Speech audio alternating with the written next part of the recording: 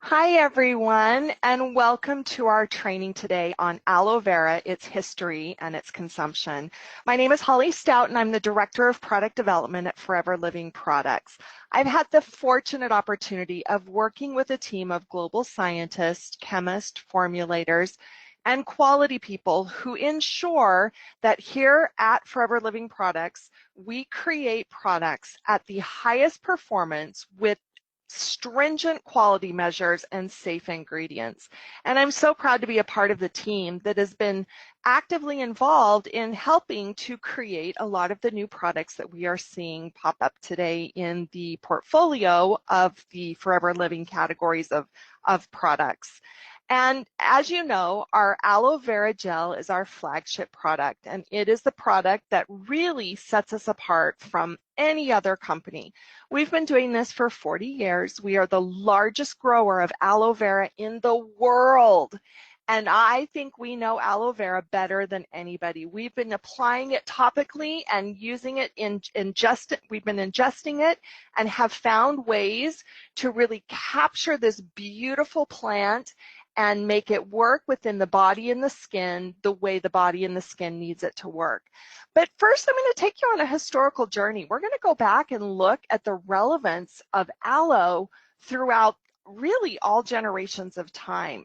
So today we're going to first start with the history of aloe vera, and I'm going to tell you some really great information about how aloe was used in many, many generations before. So aloe is one of the oldest plants mentioned in ancient records. Now, it's been mentioned up to 6,000 years ago, but we have documentation that it has been listed as a medicinal source for over 4,000 years. It's been found on papyrus and hieroglyphics and has been mentioned throughout so many phases of history and has testimonials from rulers, kings, queens, philosophers, spiritual leaders, and even down to practitioners. So aloe vera has been an amazing component used for centuries and centuries for all of its fantastic benefits. So you look at some of the cultures who have used it, and we really refer to the Chinese, the ancient Egyptians, the Greeks, and the Native Americans, because they all have documented usage of their elixirs and their topical gels and the way that they have used aloe in both the skin and the body. And they've used it as a fundamental part of traditional medicine. So if you think about what a foundational product would be, this would be really one of the most foundational elements that they would use throughout their practicing for those practitioners. So, it's been mentioned by the Greeks, the Egyptians, and the Chinese, and even it's been referenced as new as the time of Christopher Columbus. So aloe has played a significant role in the development throughout humanity and throughout all of these phases of history, and has been recognized for its phenomenal benefits. The Egyptians, they actually called it the plant of immortality. And the first known written reports on the nourishing juice of the aloe vera plant, this is where it reaches back to 6,000 years ago. Aloe was regarded as a sacred plant. It was called the blood of which held the secrets to beauty and health and immortality.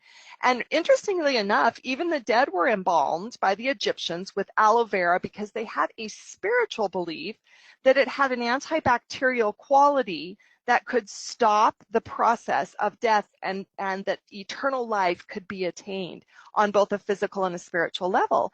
So they really believed that this was a fundamental plant, an important plant, to the point where in a respectful manner they used it to bury their loved ones. And so it was called the plant of immortality. You go back to times of queens and princesses, and Cleopatra and Nefertiti also used aloe in their daily skin treatments.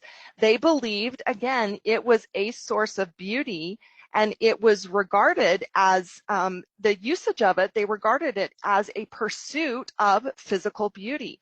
So they recognized the benefits. And I would assume that Cleopatra and Nefertiti weren't just using it because of all of its known benefits. I would dare venture to say they used it because they found that it worked, and it worked in an amazing way. So if they used it as a pursuit of physical beauty, it wasn't simply because it was passed on through legend and rumor. It was because when they tried it, aloe worked and provided benefits that they could not find through other sorts of herbs, botanicals, and floral extracts. The history of aloe vera is actually traced back to the Silk Road trading routes.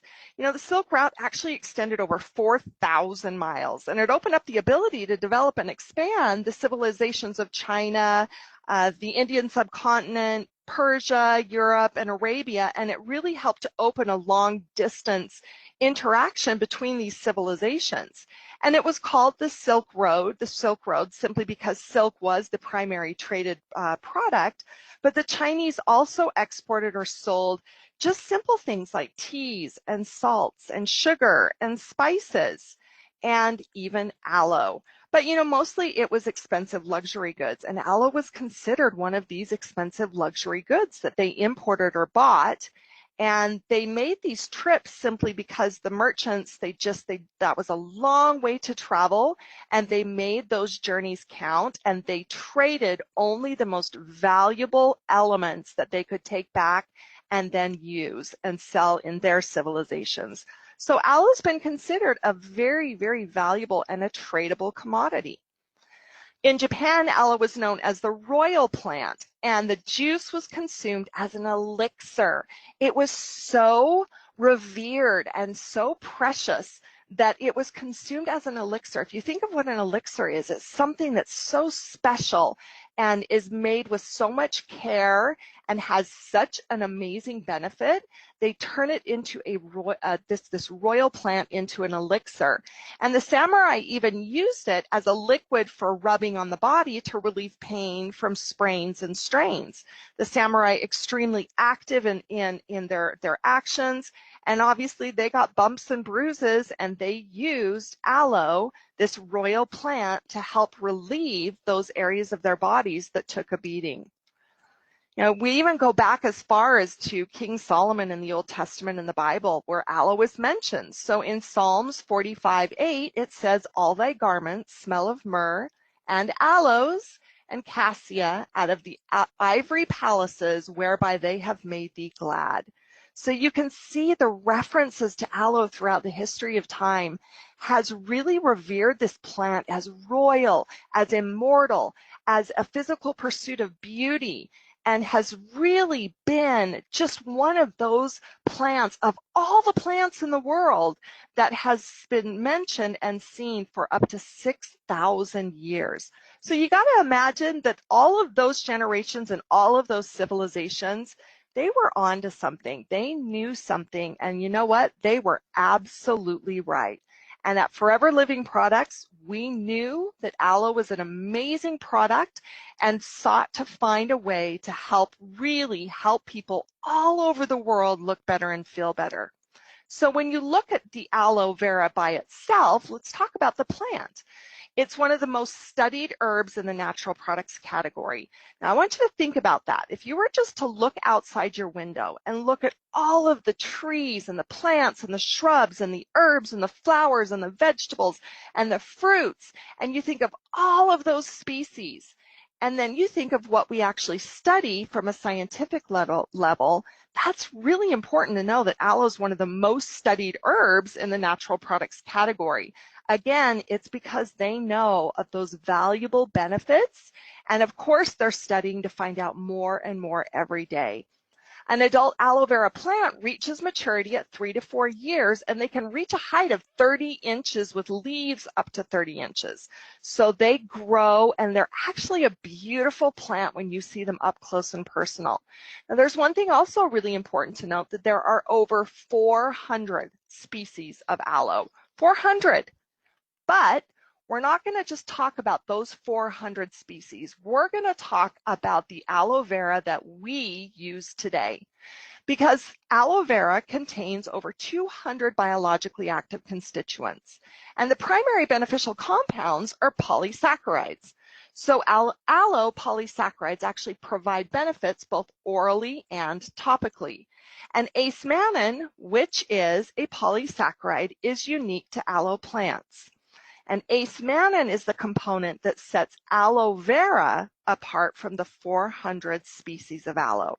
Now, I want you to just think about that for a minute. We talk about aloe and we say aloe and we know there are 400 species, but when we say aloe vera, that is the species that sets itself apart from all of the other aloe species, and aloe vera is the one that has those high concentrations of ace-mannan and has polysaccharides.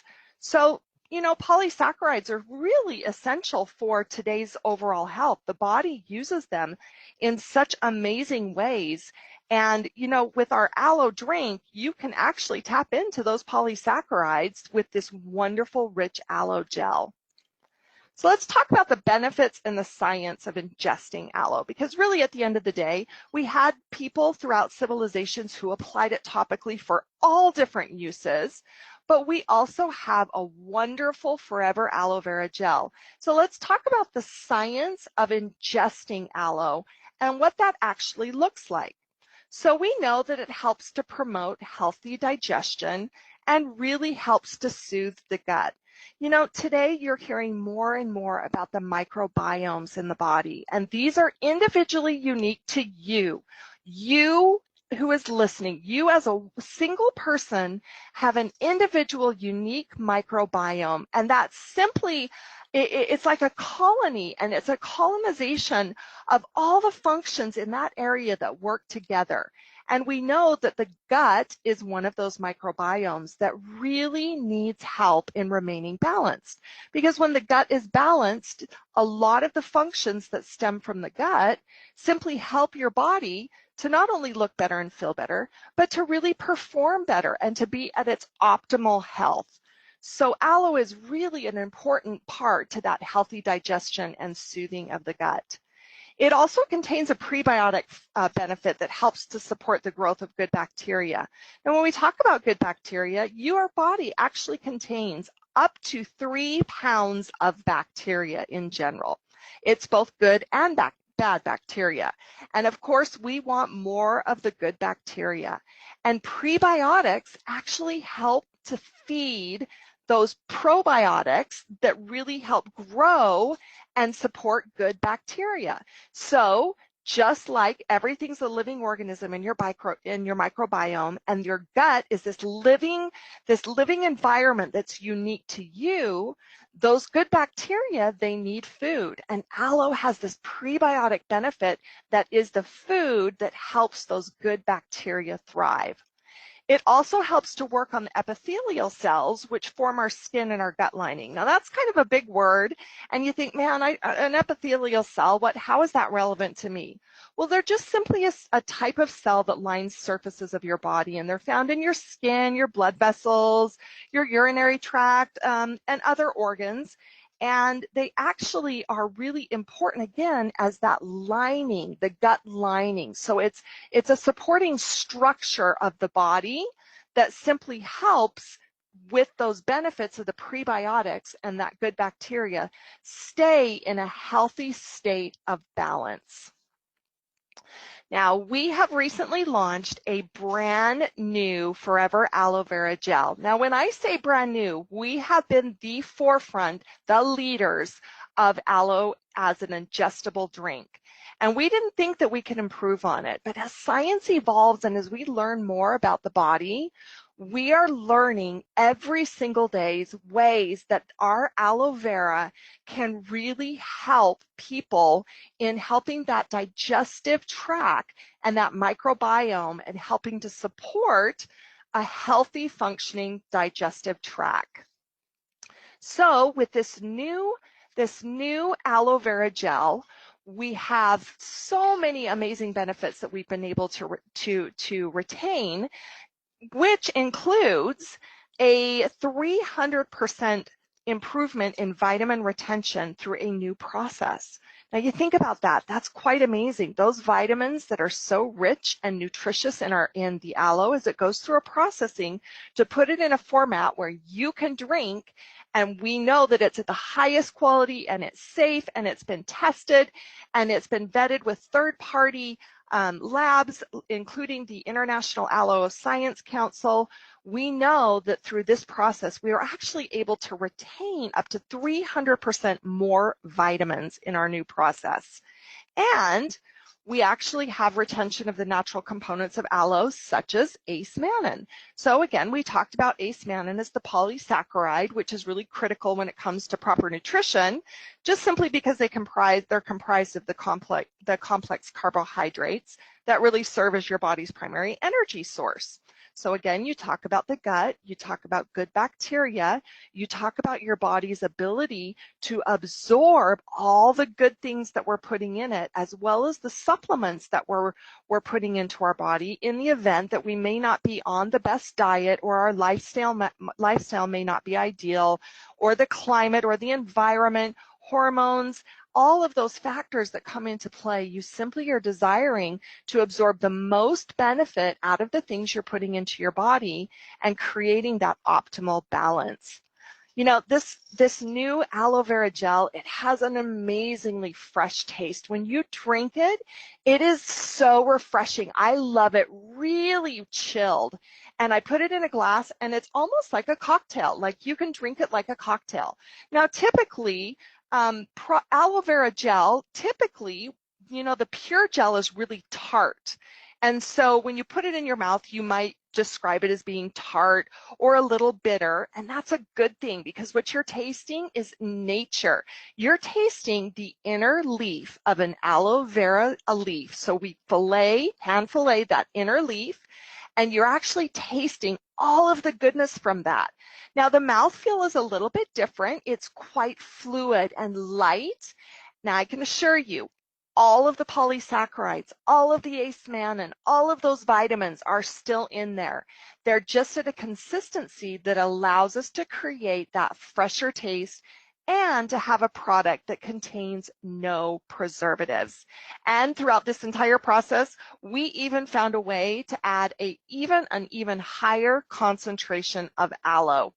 So again, designed to help with that digestion, for a primary energy source, to help your body sustain itself, and really as a way to help you look better and feel better.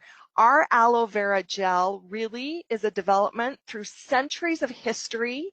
We know it better than anybody, and from plant to product to you, we have provided in a delicious, refreshing juice that has a tremendous opportunity for you to really feel good and to bring your body into balance. I hope this information has been helpful for you, and I sincerely wish you a wonderful experience as you're enjoying your aloe vera gel.